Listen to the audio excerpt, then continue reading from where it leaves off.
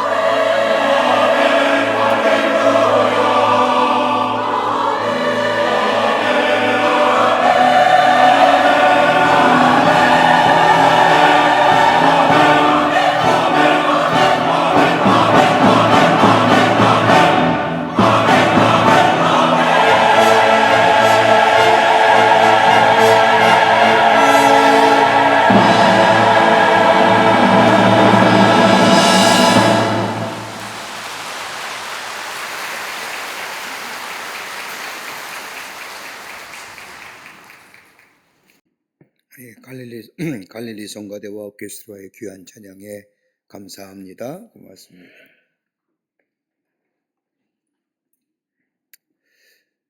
가끔 길을 가다 보면 혼자서 길을 가며 열심히 이야기하는 사람들을 종종 봅니다. 또 어떤 사람은 소리를 고래고래 지르고 걸어가기도 합니다. 정신이 문제가 생겨서 그런지 아는가 가까이 이렇게 보면 귀에다 이어폰을 끼고 블루투스라는 것을 사용하여 핸드폰과 연결하며 전화하며 가는 겁니다. 주위를 보면 너나 할 것 없이 길에서나 차에서나 귀에 이어폰을 끼고 무엇인가 열심히 들여다보는 장면들을 발견하게 됩니다. 저녁에 이렇게 집으로 돌아가려고 보면 버스를 보더라도 버스에 탄 사람들을 가만히 보면 다 하나같이 귀에 꽂고 무엇인가 열심히 쳐다봅니다. 밖에 풍광을 보는 사람은 하나도 없습니다. 학생들을 가르치는 교사 선생님들의 이야기를 들어봐도 그러합니다. 자율학습 시간에 학생들을 보면 거의 모든 학생들이 귀에 이어폰을 끼고 공부한다는 겁니다. 그래서 한 번은 선생님께서 학생들에게 물어보았다고 합니다. 귀에 이어폰을 끼고 음악을 들으면서 공부하는 것이 유익하냐라고 물어봤더니 거의 모든 학생들이 귀에 이어폰을 끼고 공부해야 잘 된다는 겁니다. 음악 소리가 들리지 않으면 졸리고 집중이 안 된다는 겁니다.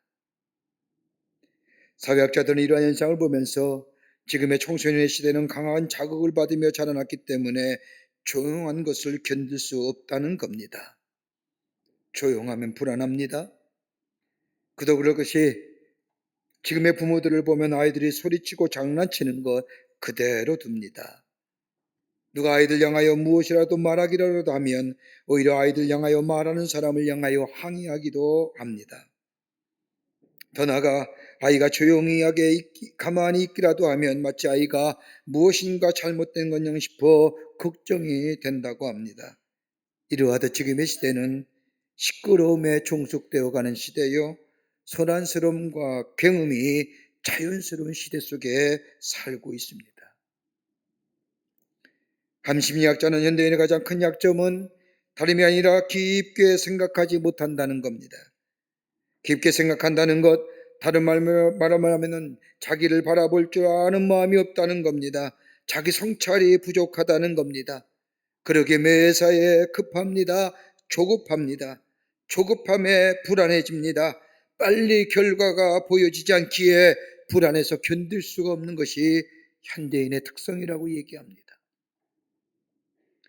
여러분, 조급함이 있으면 우리의 삶 가운데 몇 가지의 병리적 현상이 일어난다고 합니다.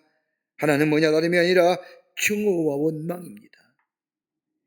나의 책임이 아니라 다른 사람의 책임으로 전가하면서 그 마음속에 그 사람에 대하여 증오와 원망을 갖는 겁니다. 여러분, 멀리서 찾을 필요가 없습니다. 성경 말씀을 보면 이스라엘 백성이 그러했습니다. 광야에 40년을 생활하면서 그 생활이 하나님께서 미리 준비하신 훈련과 연단의 과정인 줄을 깨닫지 못하고 모든 일의 원망과 불평, 이것이 시비로 이어집니다.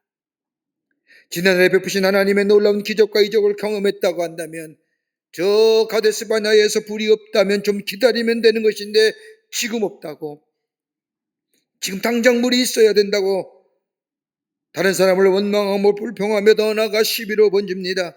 여러분, 우리의 삶도 마찬가지지 아닐까요? 적어도 하나님의 사람이라고 한다면 하나님의 은혜가 있기에 우리의 삶 여기까지 인도했으며 이 자리에 왔음을 내가 고백할 수 있다고 한다면 당장 지금 우리의 삶의 문제가 산적한 문제라 할지라도 그 문제가 해결되지 않다 하더라도 다른 사람에게 원망과 불평은 없어야 되지 않겠습니까? 근데 조급함 때문에 내 안에 원망이 생기고 불평이 생기는 겁니다. 또 하나 있다고 한다면 욕심과 정욕입니다. 우리 안에 조급함이 있게 되면 우리 안에 있는 인간적인 욕심과 정욕이 끊임없이 솟아오릅니다. 이것 때문에 넘어짐이 얼마나 많은지요. 또 하나 있다고 한다면 과거에 대한 연연함입니다. 과거에 대한 미련, 과거에 대한 형수, 과거에 대한 생각들.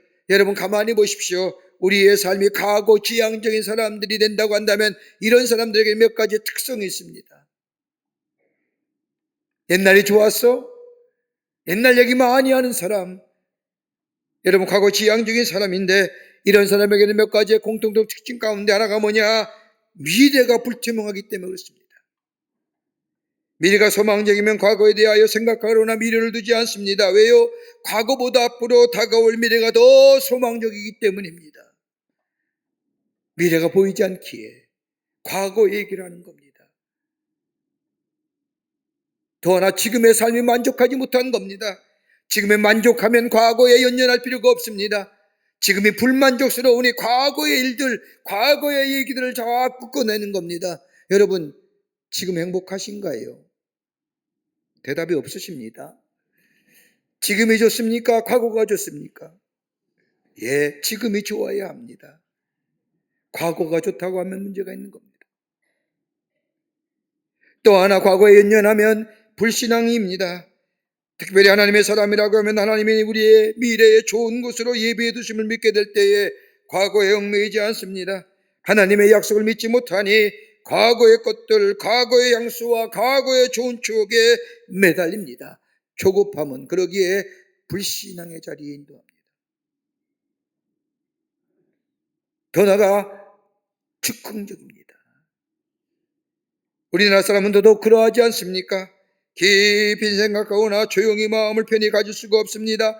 생각이 없으니 마음이 편할 수 없으니 판단이나 결정이 매우 즉흥적입니다.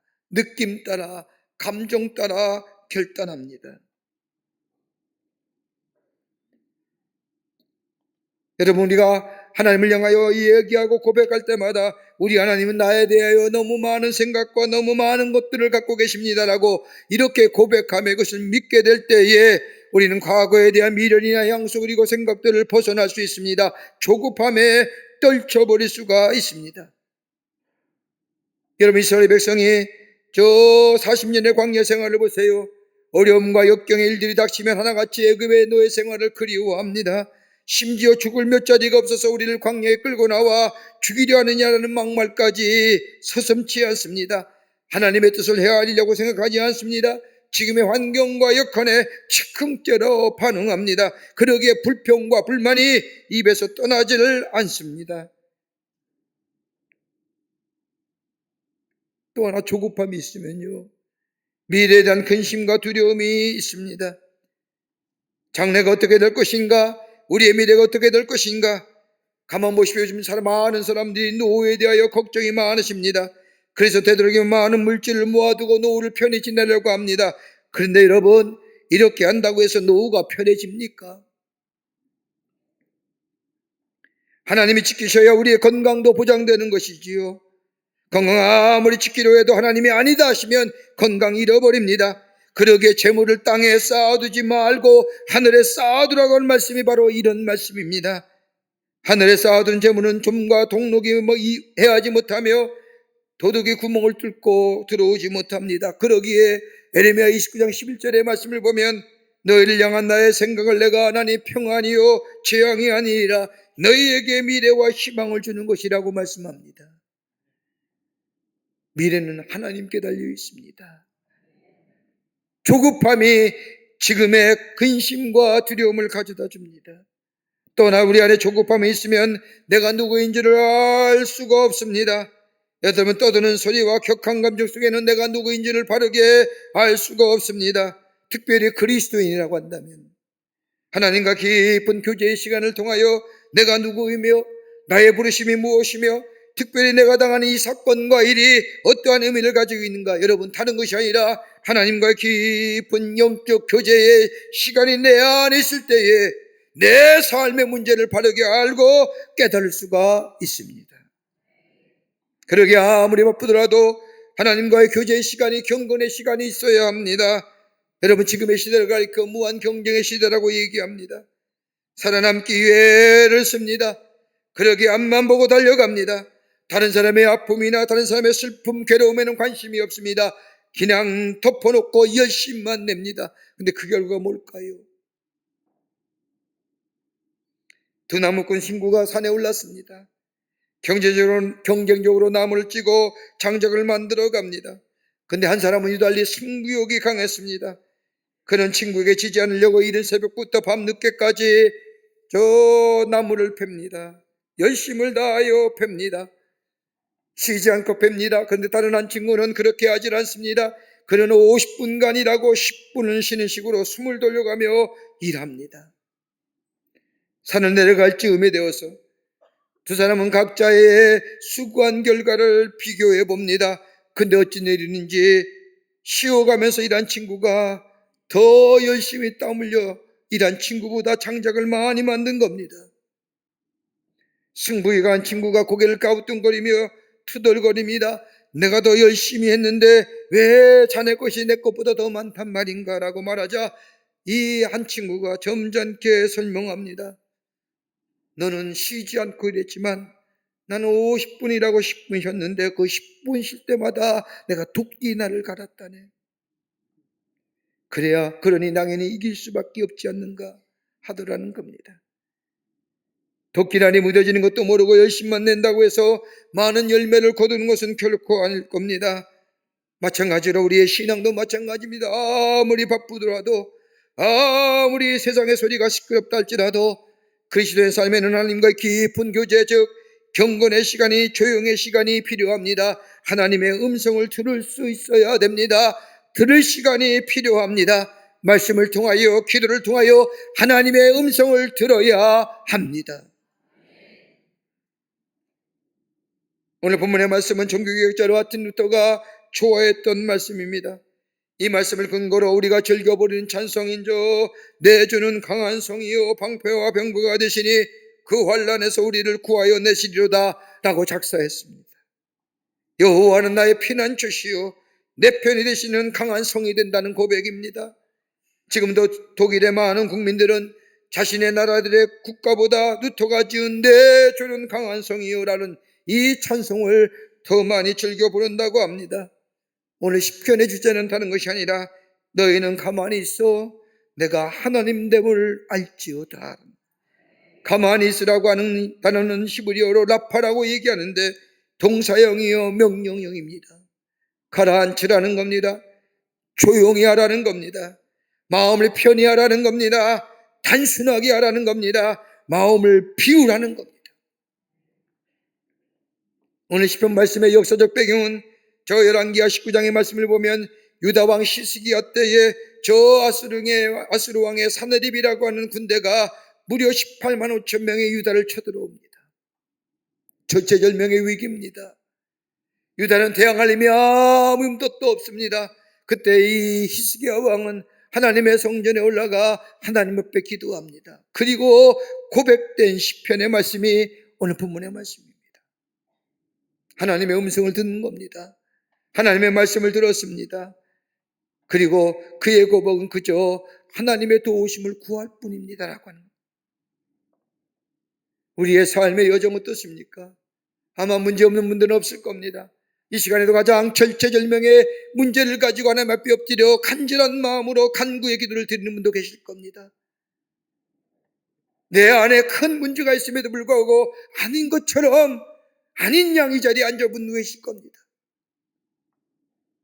그러나 분명히 한 가지 사실은 내 삶의 문제가 가장 어려운 문제입니다. 다른 사람에게 비교할 것이 못 됩니다. 내가 가지고 있는 이 문제와 내가 가지고 있는 이 기도 제목이 가장 큰 기도 제목이요 가장 큰 어려움입니다. 어떻게 이길 수 있을까요? 내 삶에 지혜가 많습니까? 경험이 많습니까? 지식이 많습니까? 내 삶의 경험과 지식과 지혜가 많다면 아마 우리의 삶에 문제 없을 겁니다. 가만은 이 삶의 어려운 문제를 가지고 절제부심하며 어찌할 줄 모르는 우리의 삶 어떻게 이길 수 있을까요? 오늘 본문의 말씀 우리에게 귀한 영적인 교훈과 은혜를 주시고 계십니다. 함께 말씀을 나누며 은혜 받기를 원합니다. 첫째는 잠잠히 기다릴 줄 아는 믿음이 있어야 한다는 겁니다. 잠잠히 기다릴 줄 알아야 됩니다. 오늘 46과 10절의 말씀을 보면 가만히 있어 내가 하나님됨을 알지어다라고 말씀합니다. 가라앉히는 마음, 어려운 일일수록 마음을 가라앉히라는 겁니다. 여러분, 세상이 왜 이리 어지럽고 시끄러운지 그 원인이 어디 있을까요? 뭐 사회적이고 정치적이고 경제적이고 여러 가지 많은 요인들을 얘기하지만 여러분 가만 보십시오. 불신앙적인 교만함 아닐까요? 죄가 있는 곳에는 폭력이 있습니다. 악에 있는 곳에는 소유가 있습니다. 거기에는 화평과 화목이 없습니다. 모두가 격한 마음에 사로잡혀 있습니다. 우리나라의 많은 사람들이 격한 감정에 사로잡혀 사는 사람들 얼마나 많은지 지난해 통계에 의하면 우리 사회에 이 갈등으로 쓰여진 사회적 비용이 무려 2조 230조 원이랍니다. 격한 마음에 사로잡혀 다른 사람을 용납하지 못하는 마음들. 여러분, 우리는 하나님의 존재를 알 뿐만 아니라 하나님의 심판을 아는 바로 거기에 고요함이 있고 자기 반성이 있으며 기다릴 줄 아는 믿음이 있게 됩니다. 여러분, 출애굽기 14장 13절 이하의 말씀을 보면 이스라엘 백성이 출애굽합니다. 무려 430년 동안이나 노예 생활에 있었던 이 이스라엘 백성입니다. 저 하나님의 택하신 백성임에도 불구하고 하나님이 잊어버렸습니다. 자신의 정체성도 잊어버렸습니다. 근데 우리 하나님은 저 이스라엘 백성의 조상과 약속한 그 약속을 지키시기 위해서 430년 동안 노예 생활하던 이스라엘 백성을 출애굽하여 저 하나님의 약속인 땅인 가나안 땅으로 인도합니다. 무려 10가지의 재앙을 애굽에 내림으로 말미암아 바로 왕으로 하여금 손들게 하고 이스라엘 백성을 출애굽하여 저 하나님의 약속의 땅인 애굽 땅으로 향하는 저 가나안 땅으로 향하는 이스라엘 백성들, 그의 발걸음이 얼마나 가볍겠습니까? 얼마나 기뻤겠습니까? 얼마나 감격스럽겠습니까? 아마 모르건진데 콧노래가 저절로 났을 겁니다. 그런데 그렇게 이끌어가던 이스라엘 백성이 하나님의 홍해로 앞으로 이끄십니다. 홍해 앞에 도착하니 앞에는 홍해가 가로막습니다. 뒤에는 애굽의 병사들의 발발굽 소리가 들려옵니다. 이런 경영에 이스라엘 백성은 좀 전에 가졌던 하나님의 은혜, 하나님의 사랑, 하나님의 약속의 성취 다 잊어버립니다. 이제 죽었구나 하는 마음에 조급한 마음을 갖기 시작합니다. 그렇게 해서 사람들 가운데 그러게 왜 나오자고 했느냐? 누가 이렇게 만들었느냐? 누구 때문이냐?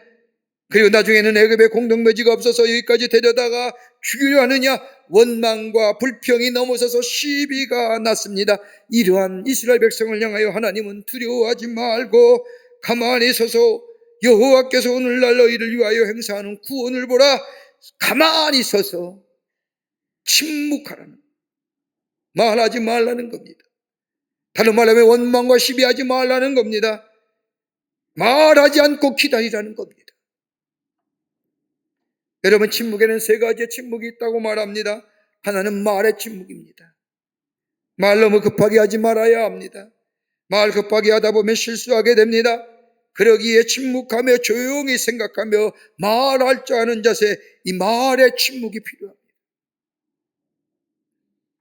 더 나아가 욕망의 침묵 있어야 됩니다. 다시 말한다면 욕망을 거두어야 합니다. 잘 나가던 사람들이 넘어진 것을 보면 그 끝자리에는 분명히 한 가지의 요인인데 욕망입니다. 욕망의 무서운 그림자가 자리 잡고 있습니다. 그러게 욕망의 침묵이 있어야 됩니다. 더 하나가 있다고 한다면 사고의 침묵입니다. 생각하지 말라는 말이 아닙니다. 시시비비를 멈추라는 겁니다. 옳다 그르다는 판단도 섣불리 하지 말고 신중히 하라는 겁니다. 그러기에 말의 침묵이 필요하며 욕망의 침묵이 필요하며 사고의 침묵이 필요합니다. 여러분, 이거 어떻게 걸릴 수 있을까요? 십자가에 못 박아버려야 됩니다. 그리고 믿는 자세, 듣는 자세로 지금 하나님이 뭐라 말씀하시는지 귀 기울이게 될 때에 들려오는 주의 말씀에 순종하며 나아갈 때에 거기에 새로운 창조의 역사가 열려지게 됩니다. 기다려야 됩니다. 두 번째는 하나님의 세미한 음성에 귀 기울여야 합니다. 세미한 음성에 귀 기울이세요. 10절 말씀에 보면 가만히 서서 잠잠히 기다리라는 말씀은 아무것도 하지 말고 그냥 기다리라는 말씀이 아니라 하나님이 무엇이라 말씀하시는가, 하나님의 음성에 귀 기울이라는 겁니다. 하나님 앞에 집중하라는 거예요. 이 일에 하나님 뭐라 말씀하시는지 귀 기울여 주의 음성을 들으라는 겁니다. 지금 나의 삶을 통하여 고난과 어려움의 기도점이 있다면 하나님이 이 일을 통하여 무엇을 하실 것인가를 주의 음성을 들으라는 겁니다. 인간이 세운 바벨탑을 허물어 보실 때는 하나님이 하시고자 하는 일이 그 일에 계십니다. 하나님이 하시고자 하는 큰 뜻이 그 안에 담겨 있습니다. 그 뜻을 알 수 있어야 됩니다. 내 노력과 내 수고와 다툼 버리고 하나님의 뜻을 묻는 자세가 있어야 합니다. 하나님 뜻이 어디 있습니까? 왜 그래야 됩니까? 도대체 내가 무엇을 그리 잘못했기에 이리 하십니까? 라고 하는 원망과 불평 대신에 하나님의 뜻이 내 삶 가운데 이루어지기를 원합니다. 그 뜻을 알게 하여 주옵소서라고 기도할 수 있어야 됩니다. 열왕기상 19장의 말씀을 보면 엘리야가 갈멜산에서 저 아세라의 신과 바알의 신을 섬기는 850명과 1대1 싸워서 이깁니다. 그리고 바알의 선자들과 아세라의 선자들의 기손신에서 다 죽이는 엄청난 일을 이룹니다. 여러분, 한 명이 850명을 대상해서 이긴 겁니다. 그리고 하나님만이 전능하신 하나님을 증거합니다. 이 놀라운 일을 행하였던 엘리야가 이사벨에게 쫓겨 호렙산의 한 노뎀나무 아래로 피합니다. 그리고 원망하지 않습니까? 그 원망의 말씀이 열왕기상 19장 4절에 나옵니다. 하나님이여, 나 넉넉하오니 지금 내 생명을 취하여 주소서. 그러면서 하나님, 이제 모든 사람이 다 죽고 나 혼자만 남았습니다. 저들의 손에 죽게 하나님 내 생명 거두어 가십시오. 비탄에 빠져 원망하고 있을 때에 하나님이 엘리야에게 나타나 말씀하십니다. 그 말씀이 열왕기상 19장 11절과 12절에 나옵니다. 크고 강한 바람이 산을 가르고 바위를 부수니 바람 가운데 여호와께서 계시지 아니하시고, 엄청난 사건이나 엄청난 일에 하나님이 나타나신 것이 아니라는 겁니다. 또 지진 위에 강한 불이 있으나 지진 가운데서도 여호와께서 계시지 아니하시니, 땅이 꺼지고 땅이 갈라지는 그 가운데서도 하나님이 아니 계시라는 겁니다. 그런데 어느 때 하나님 보느냐? 세밀하게 주의 음성이 들려. 영어에 번역하면 whisper하는 거예요. 휘파람처럼. 그때 엘리야가 무릎을 꿇습니다. 그리고 하나님은 엘리야를 위하여 새롭게 준비한 하나님의 일의 사명자가 됩니다. 여러분, 주의 세밀한 음성을 듣기 위해서는 우리의 마음이 고요해야 됩니다. 우리의 마음이 집중해야 됩니다. 누구에게요? 하나님께요. 하나님이 뭐라 하시는지 하나님께 집중하는 겁니다. 그때 주의 음성 듣습니다. 모든 사건을 통하여 하나님은 말씀하시지만 여러분, 시끄러운 현실 속에서 말씀하시는 하나님의 음성을 들을 수 있어야 합니다. 지금 일어나고 있는 나와 우리 공동체의 일 가운데 하나님이 이루시고자 하는 뜻이 무엇인가, 그 거룩한 뜻을 깨달아야 됩니다. 그리고 들을 수 있어야 합니다. 러시아 정부의 대주교였던 안소니 블룸이라고 하는 분이 계셨습니다. 이분은 러시아의 공산주의자입니다. 젊었을 때에 공산주의에 심취하여 공산주의 활동을 했던 사람입니다. 이 사람이 어떤 모임에 참석해서 한 그리스도인들이 자신의 신앙을 고백하며 설명하는 이야기를 듣게 됩니다. 하나님이 창조 되십니다. 예수님이 우리의 삶의 주인 되십니다. 하나님이 역사의 주인공입니다. 하나님이 인류의 역사를 이끌어 가십니다. 이 신앙의 고백을 들은 이 불륨은 도대체 지금의 시대에 누가 저런 말도 안 되는 미신을 믿는단 말인가 하면서 집에 돌아와 저 기독교인들, 저 그리스도인들을 반박하는 반박문을 쓰기로 결심을 합니다. 자료를 수집하기 위해 그는 오래된 성경을 찾아 조사하기 시작을 합니다. 시간 낭비가 싫어서 그는 사복음 가운데 가장 짧은 복음서인 마가복음을 읽기로 생각을 하고 마가복음을 읽어내리기 시작합니다. 근데 여러분, 마가복음의 주제가 뭘까요? 예수님이 메시아 되신다는 겁니다. 예수님의 십자가의 죽으심과 부활로 인하여 이 세상의 모든 정치적인 야망, 정치적인 이상을 무섭게 만드는 하나님의 나라가 그분에 의하여 이 땅에 오신다는 이야기가 바로 마가복음에 적혀 있는 겁니다. 안소니 블룸이 읽다 보니까 다르거든요. 그러면서 마가복음도 읽은 다음에 또 다른 복음서를 읽기 시작합니다. 그렇게 밤을 셉니다. 밤을 꼬박 센 후에 저 요한복음의 말씀을 맞췄을 때 그의 마음에 변화가 찾아. 아하, 인간의 이상과 인간의 이데올로기가 이 땅에 참된 평화를 주는 것이 아니구나. 오직 예수 그리스도가 이 땅의 구원이고 이 땅의 참된 평화의 주임을 그는 고백하고 그때부터 예수를 믿고 기도의 자리에, 기도의 사람이 됩니다. 바로 이 사람이 유명한 러시아의 정교의 주교가 되은 안세는 볼룸입니다. 이 사람의 사제가 된 후에 삶의 문제와 고통이 어려워하는 이들을 저들에게 복음을 전하면서 예수님의 얼굴에 나타난 그 영광, 그것 보고 묵상하며 믿음 가운데 살아가라고 이야기합니다. 그런데 그가 기도에 관해 정의학을 이렇게 얘기합니다. 기도는 단순한 의무가 아니다. 하나님과의 살아있는 만남이다. 하나님과 깊은 만남인 기도를 통하여 인간의 내면의 변화와 성숙함을 가져올 수 있다고 얘기하면서 깊은 만남이란 일망적으로 나의 말이나 소원을 하는 것이 아니라 주의 음성을 듣는 것이다. 하나님의 음성을 들을 때에, 고요한 가운데 주의 음성을 들을 때에 전령 인간의 내면의 변화와 더불어 인간의 성숙함이 있어지기라고 말합니다. 마음이 들떠있어서는 아니 됩니다.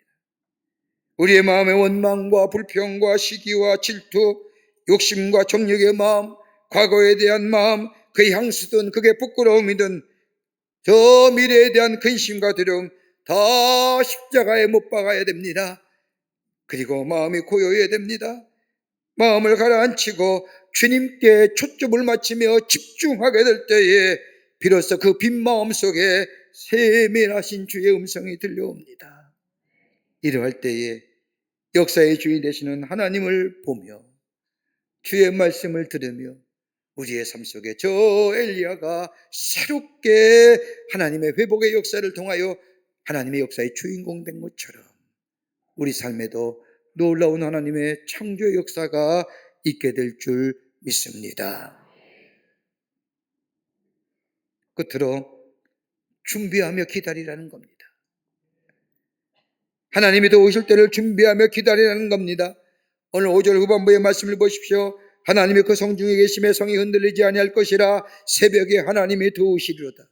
여러분 새벽 기도할 때마다 가장 많이 인용하는 글입니다. 새벽에 하나님이 더 오시리로다.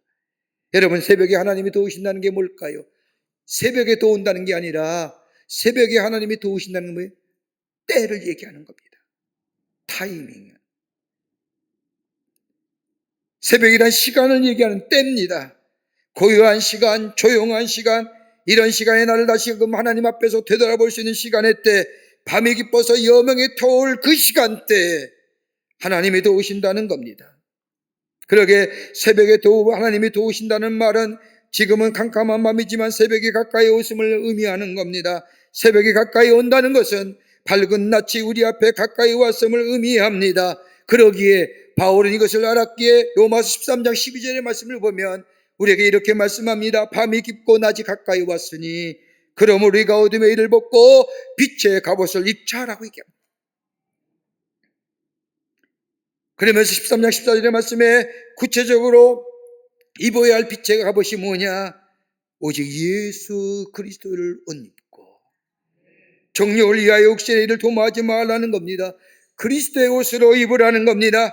우리가 새롭게 재어질 때, 다시 말한다면 예수 그리스도의 옷으로 입게 될 때에, 그때에 비로소, 아니 새벽의 때에 하나님이 도우신다는 거예요. 그때. 하나님만이 우리의 피난처 되시며 어느 때 주의 피난처가 하나님의 피난처가 우리의 피난처가 됩니까? 다름이 아니라 잠잠히 기다릴 줄 아는 자, 하나님께 집중하여 하나님의 음성을 듣고자 하는 자, 그리고 그때를 위하여 뭐예요? 하나님이 잊으실 그때를 위하여 그리스도의 옷으로 갈아입은 자.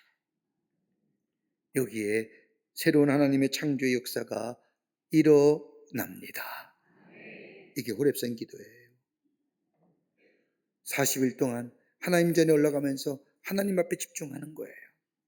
하나님 뭐라 말씀하시는지, 하나님 오늘 내게 뭐라 말씀하시는지, 내 삶의 형편과 여건 속에 주님이 말씀하시는 것이 무엇인지 주님께 집중하며 주의 음성을 들으며 그리스도의 옷으로 갈아입는 우리의 삶이 될 때에 거기에 새벽에 도우시는 하나님의 역사, 새로운 창조와 새롭게 하시는 하나님의 은혜가 우리 안에 있게 될 줄 믿습니다. 이런 놀라운 은혜가, 놀라운 축복이 여러분과 저 가운데 있어지기를 주의 이름으로 축원합니다. 하나님 감사합니다. 저희들 주께서 사랑해 주셔서 하나님의 자녀 삼으심에 감사합니다. 너무 분주하고 소란한 가운데 그래서 하나님의 뜻을 헤아리지 못하고 내 마음 내 뜻대로 살았던 우리의 삶, 이제는 내려놓게 하여 주시고 아버지, 우리의 삶의 어려움과 역경 가운데 비록 우리의 삶이 있다 할지라도 잠잠히 기다리며 주에게 우리의 시선을 돌리고 우리의 마음이 주께로 집중하여 세미한 음성에, 주님 들려준 음성에 듣게 하여 주시사 그 말씀대로 순종하며 살아갈 뿐만 아니라 주께서 일하실 그때를 위하여 우리가 그리스도의 옷으로 갈아입는 하나님의 백성 되게 하여 주시사 새로운 창조의 역사가, 새로운 하나님의 신 축복의 역사가 있어지게 하여 주시옵소서. 성령이 도우실 줄 믿으며 예수님의 이름으로 기도하옵나이다. 아멘. 지금은 우리 주 예수 그리스도의 크신 은혜와 하나님 아버지의 한량없으신 사랑하심과 성령님의 인도하심과 교통하심이 거룩한 주의 날 주의 전에 올라와 하나님 앞에 마음과 정성을 모아 예배드리며 주의 말씀 마음에 새기고 주님 앞에 기도하며 주의 음성을 들으며 그 말씀 따라 순종하여 우리의 삶 속에 새로운 하나님의 놀라운 역사를 경험하며 증거하는 삶으로 살기로 결단하고 저 세상을 향하여 걸음 옮기는 우리 모든 광림의 권속들과 영상을 통하여 예배에 참여한 하나님 나라의 거룩한 백성들 위해 주께서 지금으로부터 영원토록 함께 하시기를 간절히 축원하옵나이다. 아멘. 주